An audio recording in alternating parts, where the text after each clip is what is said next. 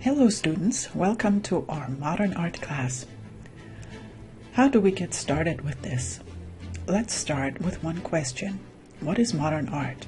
Or maybe we should ask, what does modern mean when we talk about art? The word modern has a very interesting past. It means different things at different times.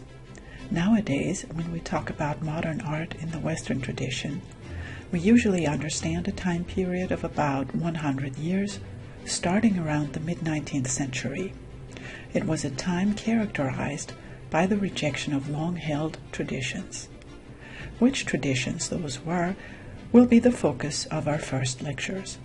But before we delve into what is nowadays labeled modern art, we should take some time and discuss a couple of key terms that will help us navigate this time in the history of art. In the Western tradition, we often deal with labels and periods.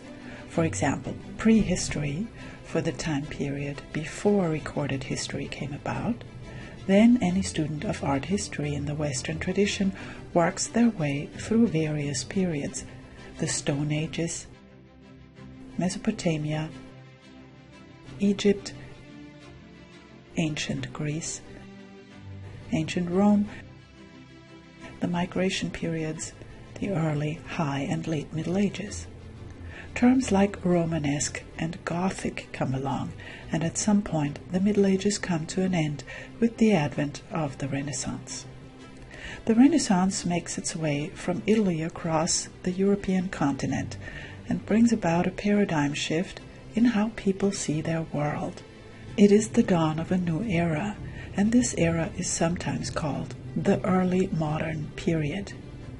We understand under early modern period the time right after the Middle Ages, when new values, ideas, techniques, and also new social changes occur. When we talk about this period, we could say it comes about in the late 15th century and leads us into the 19th century. We could even say that the early modern period is an umbrella term for many styles that come and go, for example the Baroque, the Rococo, the Enlightenment, Romanticism, Realism, and so forth. So what made these periods so unusual compared to what came before them? Let's look at some artworks from these times. What made the Renaissance so different from medieval art? The term Middle Ages generally describes a time period of about 1,000 years from the fall of the Western Roman Empire around the 4th century ACE until the advent of the Renaissance in the 14th century. During these roughly 1,000 years, anything before, let's say during the great time of the Greeks and Romans, fell out of fashion. People wanted to lead a more pious life.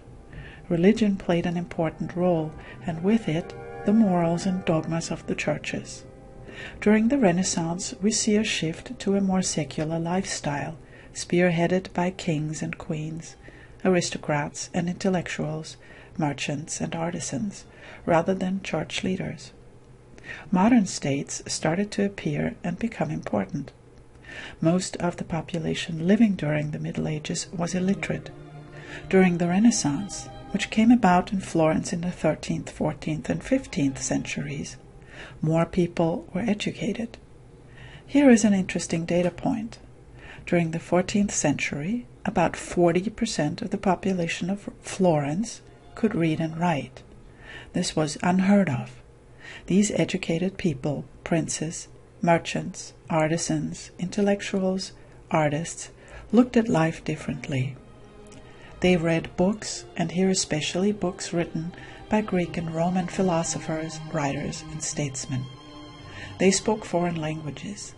They had some money to spend on things they cherished because many of them were successful in their business lives.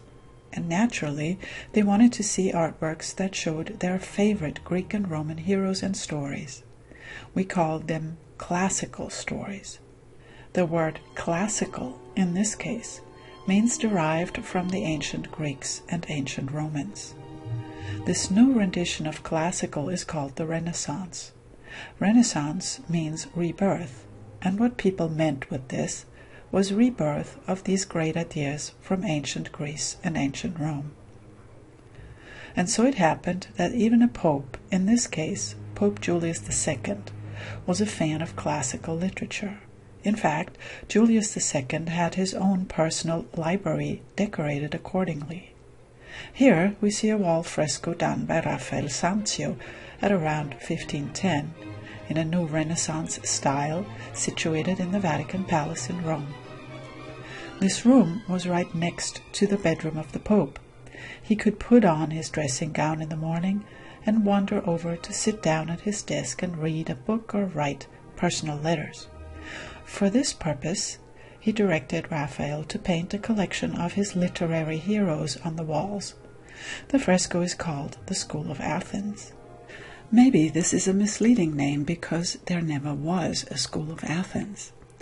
What the title means is, we see a collection of all great thinkers whose books probably ended up on the papal bookshelves below.